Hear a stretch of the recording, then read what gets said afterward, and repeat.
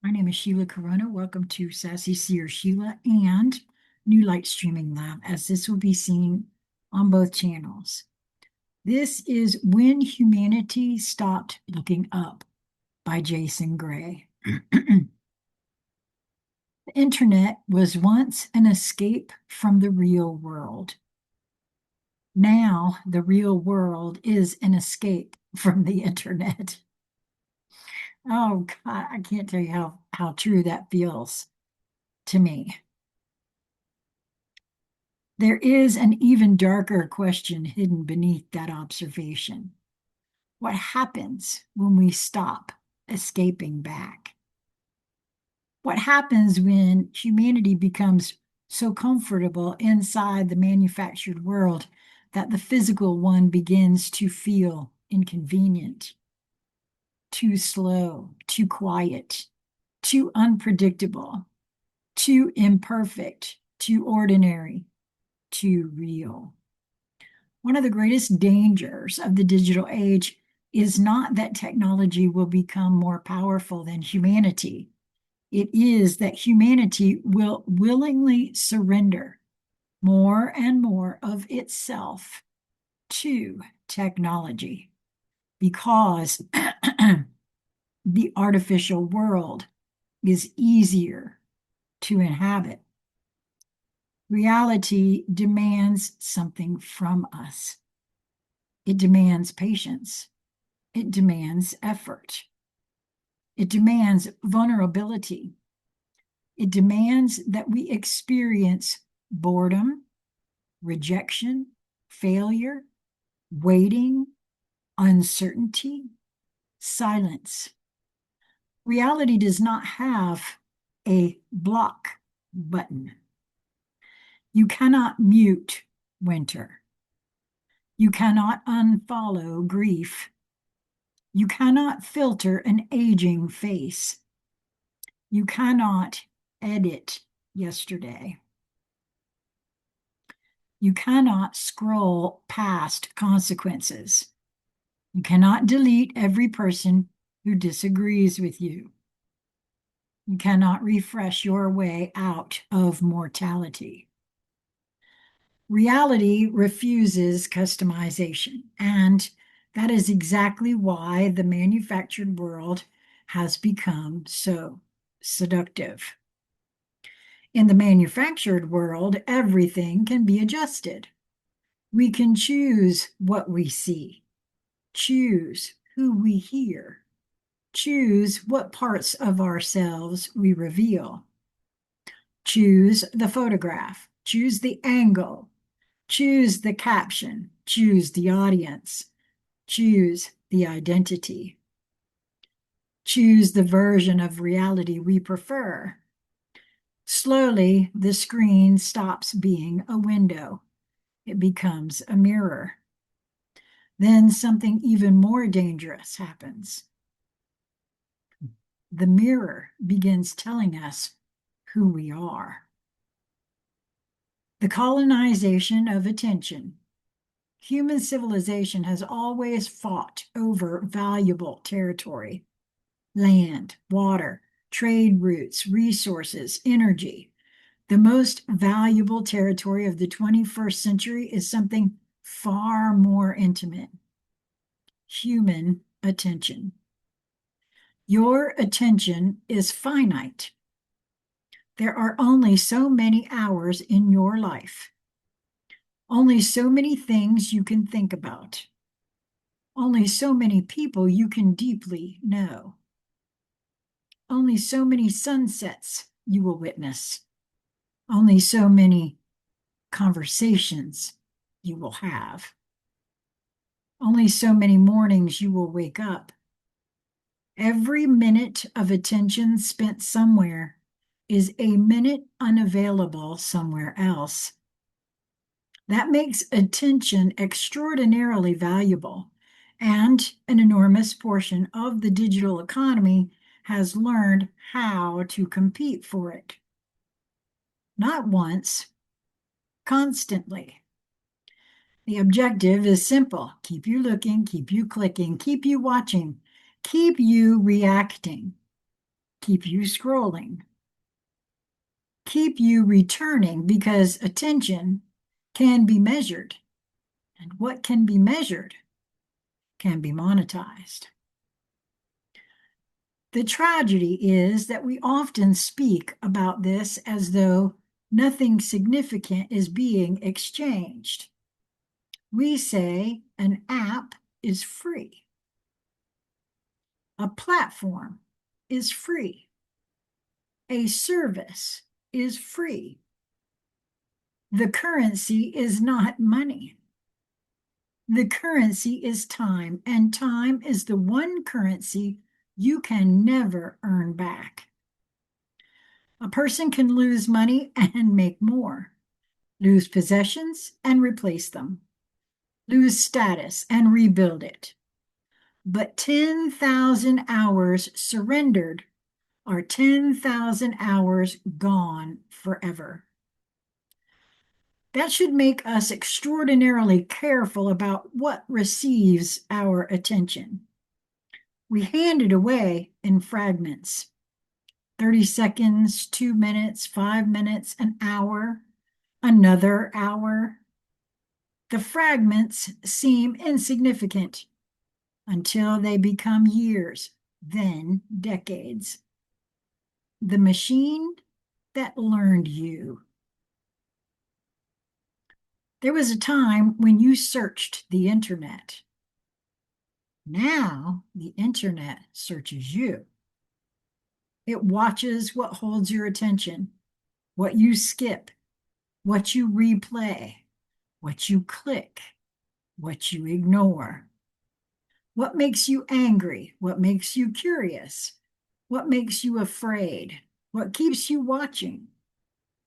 From those tiny signals, systems can build increasingly sophisticated predictions about what is likely to capture you next. Not necessarily what will make you wiser, not necessarily what will make you happier, not necessarily what is true. What will keep you engaged? That distinction matters because truth is often boring. Truth is complicated. Truth requires context. Truth frequently refuses to fit neatly into a headline. Outrage, however, is immediate. Fear is immediate. Conflict is immediate. Shock is immediate, and when systems compete for attention, the most emotionally provocative material can possess an enormous advantage. Civilization becomes louder. Everything becomes urgent. Everything becomes catastrophic. Everything becomes unbelievable. Everything becomes the most important thing happening right now. Until tomorrow, when something else becomes the most important thing happening right now. Human beings were never designed to psychologically inhabit the entire planet simultaneously. For most of our existence, our nervous systems dealt primarily with what was immediately around us: family, community, weather, food, shelter, nearby danger, nearby opportunity. Now, a person can wake up and absorb tragedy, conflict, disaster, outrage, and fear from dozens of countries before breakfast. Then we wonder why people feel overwhelmed. The human mind gained access to the entire world, but the human nervous system did not suddenly evolve to carry the emotional weight of the entire world. The death of boredom. One of the quietest casualties of the digital age is boredom. We treat boredom as an enemy. The moment nothing happens, we reach. Pocket, screen, scroll, waiting in line, scroll, sitting in a vehicle, scroll, commercial break, scroll, waiting for someone, scroll, bathroom, scroll, unable to sleep, scroll. The tiny empty spaces of human life have been filled, but those empty spaces were not necessarily empty. That was where imagination lived, where reflection happened, where ideas formed, where children invented worlds, where adults processed experiences, where the mind wandered without being directed, where questions appeared. Boy, I'm seeing what's been going on with me in a whole new light all of a sudden, because I have not been here. That's very interesting. Where questions appeared, where creativity quietly assembled pieces that previously seemed unrelated. We eliminated boredom, and we eliminated one of the environments in which original thought grows, because creativity requires space, and we are filling every space. The outsourcing of memory. There is another transformation happening. Human beings increasingly do not need to remember information. We need to remember where information can be retrieved. Phone numbers, directions, dates, photographs, conversations, documents, birthdays, appointments, ideas. Entire portions of our memory are being externalized. This is not automatically bad. Writing itself was once an external memory technology. Books externalized memory. Libraries externalized memory. Photography externalized memory. Computers expanded that process dramatically. The danger begins when external storage becomes mistaken for permanent storage. Digital information feels immortal. It is not. Accounts disappear. Platforms shut down. Hard drives fail. Formats become obsolete. Passwords are forgotten. Services change. Files become corrupted. Companies collapse. Links die. A civilization can produce more information than any previous civilization in history while simultaneously creating enormous amounts of information that may prove surprisingly fragile. There is something almost paradoxical about it. A handwritten letter stored carefully in a box can survive generations. A digital message can disappear with an account. A printed photograph can be discovered by a grandchild decades later. Thousands of photographs trapped inside an inaccessible device may effectively cease to exist.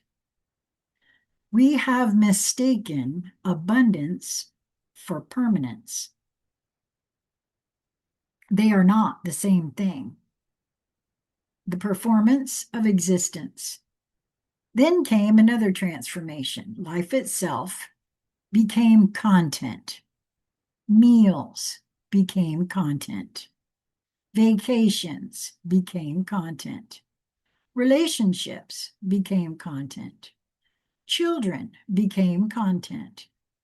Grief became content.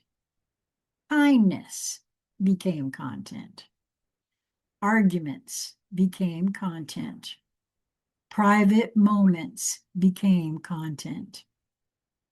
Eventually, we crossed a strange psychological threshold. We stopped simply asking, what do I want to experience?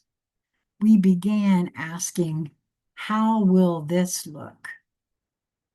That is a profound change. Once an audience enters the mind, even when the audience is not physically present, behavior changes. The person is no longer simply experiencing the moment. Part of them is standing outside the moment, imagining how the moment will be perceived. Will people like this? Will they envy this? Will they understand this? Should I photograph this? Should I post this? What should I write beneath it?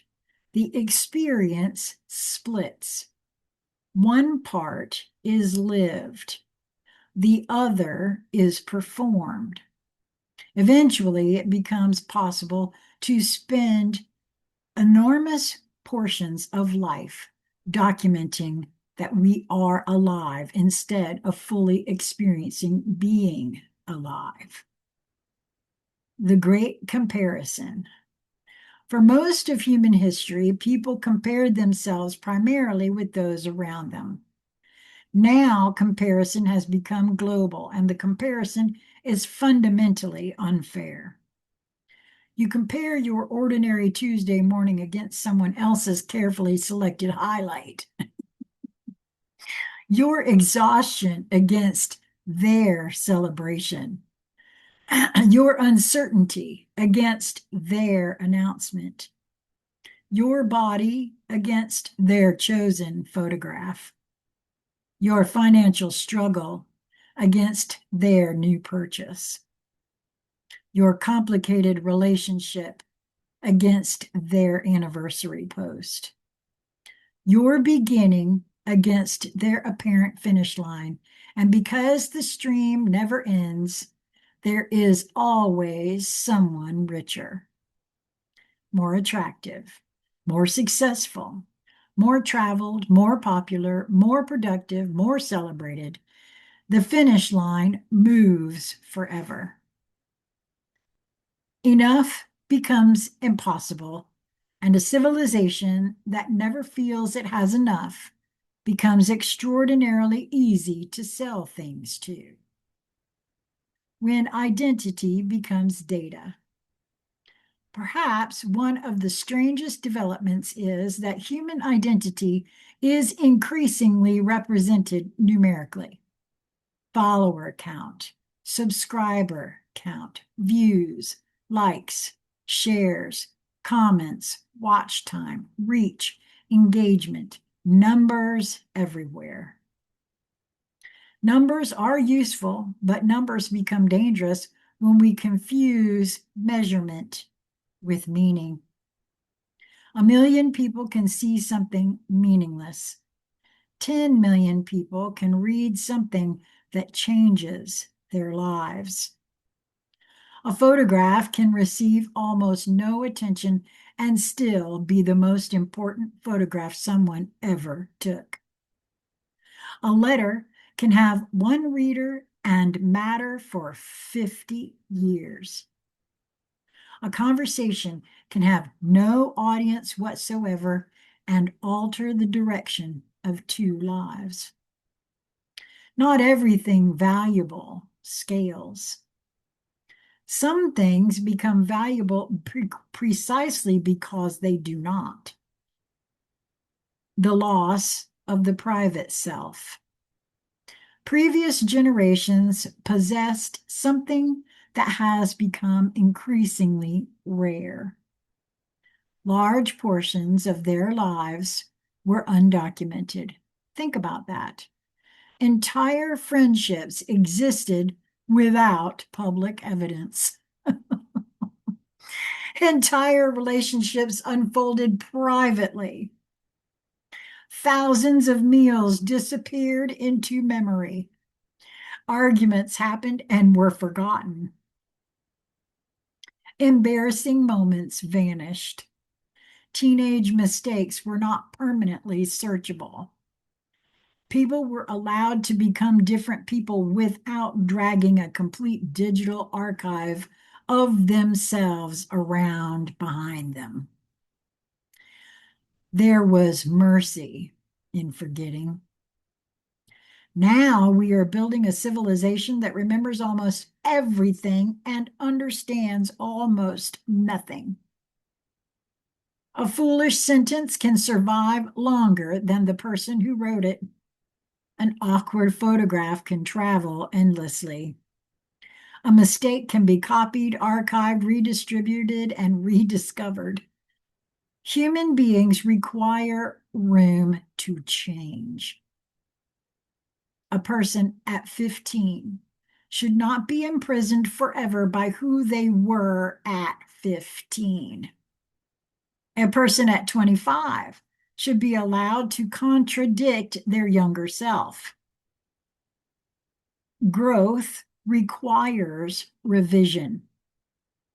Wisdom requires admitting, I used to believe something I no longer believe.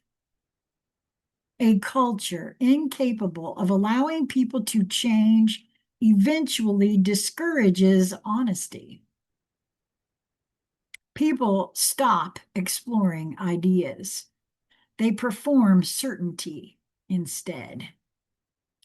When conversation becomes combat, the physical world forces us to confront the humanity of other people, their facial expressions, their hesitation, their tone, their nervousness, their pain, their humor, their contradictions. A screen strips that away. A human being becomes a username, an avatar, a paragraph, a political position, a comment, and once someone becomes an abstraction, cruelty becomes easier. Things people would never say across a kitchen table are typed casually into screens. Complex human beings are reduced to categories: friend or enemy, correct or incorrect, us or them, good or evil.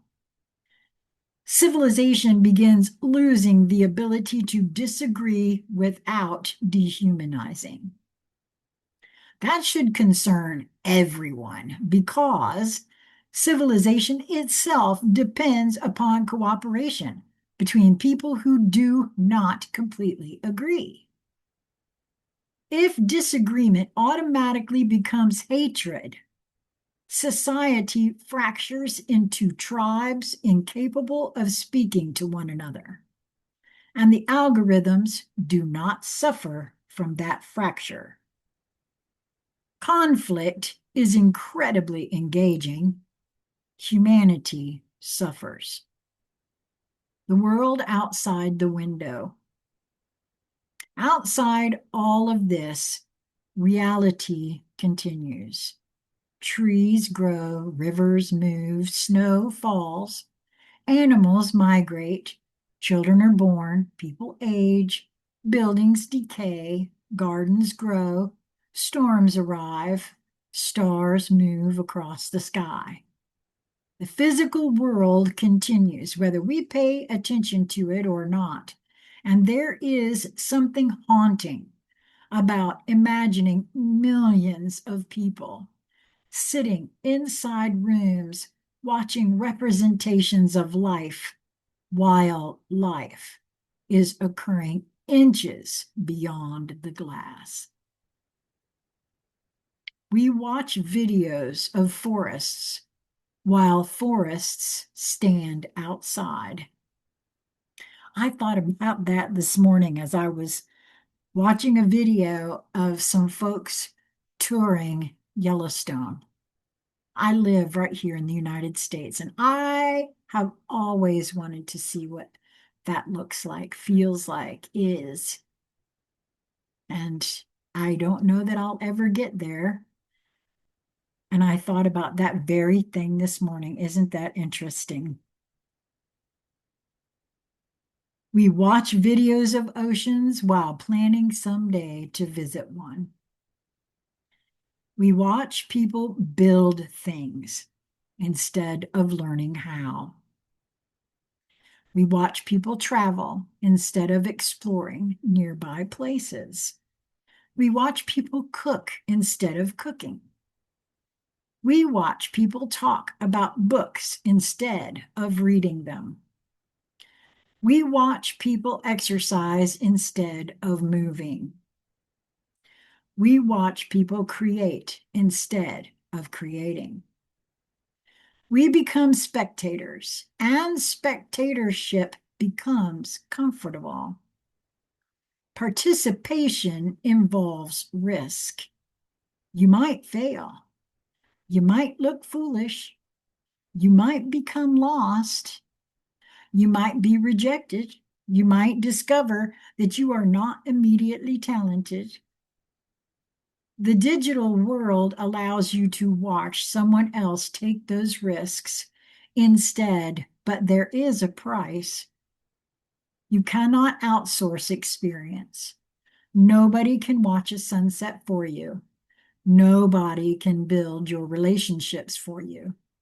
Nobody can walk your path for you. Nobody can walk, oh, I just read that. Nobody can become courageous on your behalf. Nobody can live your life for you. The disappearing physical world. Look around your home. How many things that once existed physically have disappeared into one device? Maps, calendars, clocks, cameras, photographs, letters, newspapers, magazines, tickets, boarding passes, music collections, movie collections, address books, notebooks, books, receipts, documents, everything compressed into glass. Convenient? Absolutely. But there is a consequence to placing enormous portions of life inside a single invisible ecosystem. Physical objects occupy space. Because they occupy space, they leave evidence. A box of photographs discovered in an attic tells a story. A handwritten recipe carries fingerprints, stains, and handwriting. A letter contains pressure marks from the pen. An old book contains notes in the margins. A ticket stub remembers a place. A notebook preserves the evolution of a thought. Physical objects age beside us. Digital objects simply exist one day, they do not, until one day they do not. This is why physical things are beginning to feel sacred again. Vinyl records, printed photographs, handwritten journals, letters, books, film cameras, paper, objects we can hold. This is not nostalgia. This is some part of us understanding instinctively that human memory needs anchors. The generation that may have to choose. There will come a point when humanity faces a decision. Not between technology and no technology. That choice is already long gone. That technology is part of civilization now. The real decision will be between two relationships with technology. In one, technology remains a tool. It helps us communicate, create, learn, discover, heal, build, navigate, understand, preserve, connect. Then we put it down. In the other, Technology becomes the environment through which nearly all human experience is mediated. Friendship, work, education, entertainment, identity, memory, romance, politics, shopping, community, creativity. Everything filtered through systems standing between human beings and reality. That future may be extraordinarily convenient, but convenience should never automatically be confused with progress. Sometimes friction protects something important.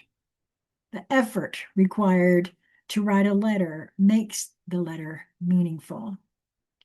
The effort required to visit someone demonstrates care. The effort required to learn a skill develops patience. The effort required to remember develops memory. The effort required to navigate disagreement develops maturity. The effort required to sit with boredom develops imagination. Remove every difficulty from human existence, and eventually we may discover that some difficulties were quietly building us. I believe I said something about that in the last two videos, actually. The last unmonetized place. There is still somewhere the algorithm cannot completely follow. Outside. Far enough away, deep enough into the forest, onto the water, across the field, up the mountain, down an empty road. Somewhere the signal weakens and then disappears. Suddenly, the machine becomes silent. At first, your hand will still reach instinctively toward your pocket. You will feel the strange phantom expectation of a notification. You will wonder what you are missing. Then enough time passes, your breathing changes, your attention expands. You begin noticing things: wind moving through leaves, water against stone, the temperature of the air, birds somewhere beyond sight, your footsteps, your own thoughts. Then something ancient inside you remembers, this is where I came from. Not from the feed, not from the network, not from the platform, not from the algorithm. From here, earth, soil, water, air, fire, other human beings, the physical world.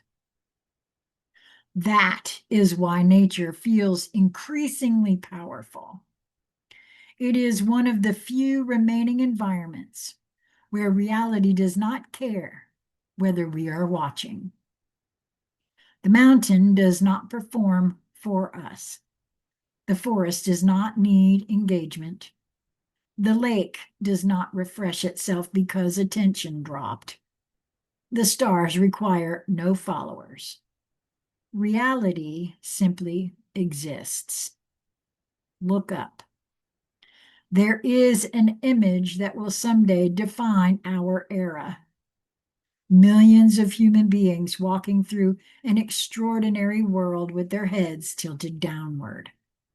Above them, clouds, stars, birds, architecture, weather, moonlight, sunrise, other faces, possibility.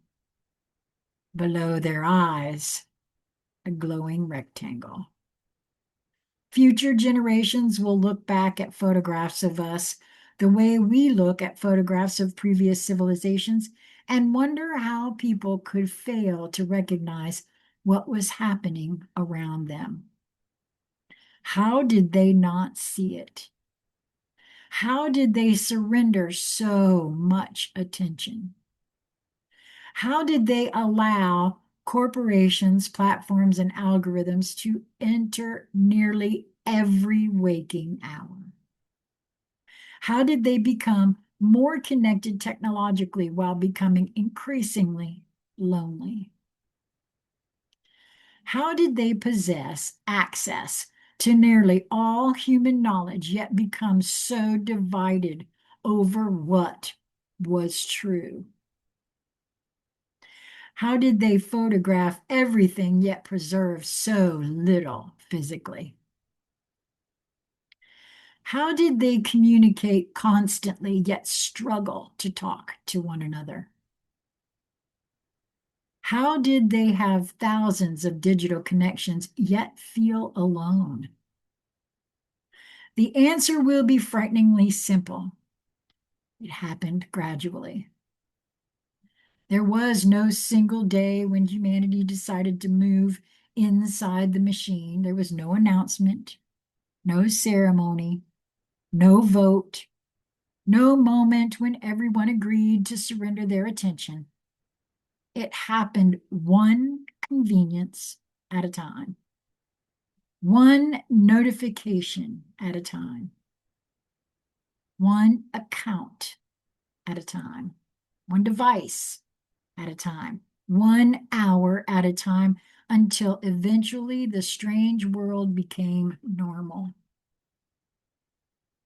The normal world became strange until silence felt uncomfortable. Privacy felt suspicious. Boredom felt intolerable. Waiting felt unbearable. Being unreachable felt irresponsible. Reality itself began to feel insufficient without digital confirmation. This is the threshold we must never cross completely. Internet is an extraordinary human invention. It is not humanity. The map is not the territory. The photograph is not the moment. The profile is not the person. The message is not the conversation. The follower is not necessarily the friend. The archive is not the memory. The simulation is not the experience, and the screen is not the world. The most important technological skill of the future will not be learning how to use increasingly powerful machines. Everyone will know how to do that. The rare skill will be knowing when not to use them, knowing when to disconnect, knowing when to disappear, knowing when something does not need to be photographed, knowing when a thought does not need to be posted, knowing when an argument does not require participation, knowing when the world does not need our opinion, knowing when boredom should remain boredom, knowing when silence should remain silence, knowing when a moment should belong only to the people standing inside it, knowing when to protect parts of ourselves from becoming content. Not everything sacred needs an audience. Not everything meaningful needs documentation. Not everything beautiful needs distribution. Some things should simply be lived. That is how we reclaim ourselves, not by destroying the digital world, but by remembering that we existed before we entered it. Put the device down. Walk outside. Leave it behind sometimes. Go somewhere the signal cannot reach. Sit beneath a tree. Walk beside water. Look another human being directly in the eyes. Write something by hand. Print something worth preserving. hold a photograph, read a physical book, make something nobody will ever see online, have a conversation that leaves no digital record, watch a sunset without photographing it, allow an extraordinary moment to disappear into memory. When the impulse arrives to reach for the screen, wait, look around, listen. This is the world. This imperfect, inconvenient, unpredictable, beautiful physical world. This is where your body exists. This is where the people you love exist. This is where every breath occurs. This is where your limited number of days are actually being spent. The internet was once an escape from the real world. Then the real world became an escape from the internet. We should be very careful what comes next. The final stage will be the moment humanity no longer remembers there was anything to escape back to. And the most important instruction we can leave for those who come after us will be only 2 words. Look up. Jason Gray. Wow. Well, that's it for me today. These are the 2 that Jason asked me to record, and they've been very interesting, and I'm really glad that I was able to do them. They were both extremely long. I hope that you will take a moment, look in the notes of this and every video. Really, there will always be a link to where you can find all of Jason's work. Subscribe to his work if you like. There's also a link to his first book underneath this video. And if you have found anything that I've done entertaining or helpful to you in any way, and you would like to assist me to save for my glasses, there is a way that you can help me to do that in the Show More section of this video. Until we meet again, I love you all. Please consider subscribing and liking the video. Till next time, be well, my friends.